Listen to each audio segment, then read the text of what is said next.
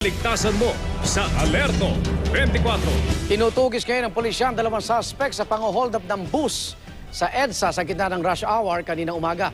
Si Emil Sumangil naka-alerto 24. 7:39 ng umaga kanina sa kanto ng Buendia at EDSA southbound lane nang iradyo sa MMDA Metro Base ang air-conditioned bus na ito.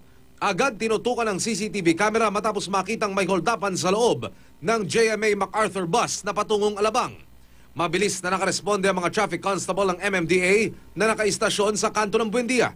Agad ding pinahinto ang kasunod na Jasper Jean bus nang ituro ng mga paserong biktima na lumipat daw ang patakas na isa sa mga holdupper. Ilang minuto pa, dumating na ang responde ng Makati Police SWAT team. Pinasok ang pinarang bus pero wala na sa loob ang mga suspect. Ayon sa responding MMDA traffic enforcers, posibleng bago pa man sumapit sa kanto ng Buendia ang bus, nakababa na ang mga holdupper.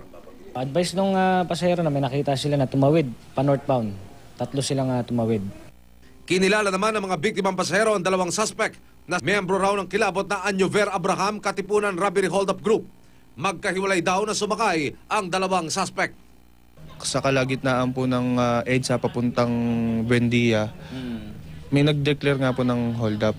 Natangay daw lahat ng suspect ang kagamitan ng mga pasahero. Sinaktan pa raw ang mga biktima na pumalag. Pero duda ang mga pasahero sa naging kilos umano ng bus driver at konduktor. Ganyan na sila, nakatingin lang sila, wala lang.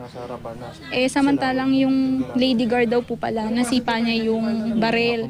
Di sapat po nagawa na niya ng paraan yung dalawa. Wala po tapos wala, on the go, tuloy-tuloy pa. Tapos nung sinabi, sa amin pa po sa amin ng galing mga pasahero, kuya maganap ka naman ng pulis, itabi mo na muna. Go pa rin po siya.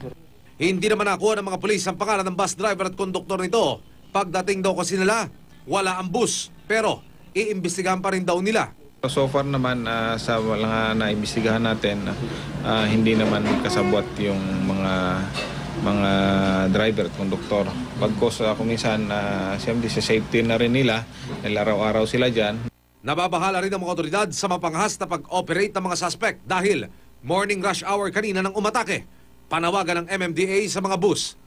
Ang nakikita ko dyan, pag may sitwasyon talagang ganon, itabi. At kung maaring ilapit sa mga traffic enforcers natin, may mga radyo naman yan, o sa kapulisan. Emil Sumangil, Alerto 24.